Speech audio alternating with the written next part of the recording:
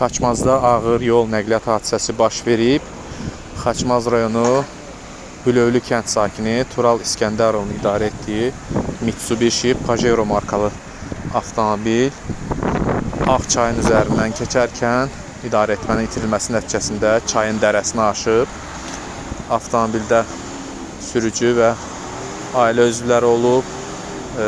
Hamısı avtomobildə olanlar müxtəlif dərəcəli bədən xəsarətləri alıblar və təcili tibbi yardım maşınları ilə xəstəxanaya, Xaçmaz rayon mərkəzi xəstəxanasına çatdırılıblar. Bir nəfərin vəziyyətinin ağır olduğu bildirilir. Hadisə yerinə hüquq mühafizə orqanlarının əməkdaşları cəlb olunub. Faktla bağlı araşdırma aparılır. Hadisə qəza səbəbindən yolda tıxac yaranıb. Polislərin köməyi ilə hərəkət tənzimlənib. Hazırda hərəkətdə heç bir problem yoxdur. Toydan gəlirmiş avtomobilin sahibi toydan çıxıb evlərinə gedilmiş Hülövlü kəndinə. Həmin vaxtda bu hadisə qeydə alınıb. İlkin ehtimala görə hadisəyə səbəb yüksək sürətin olduğu göstərilir.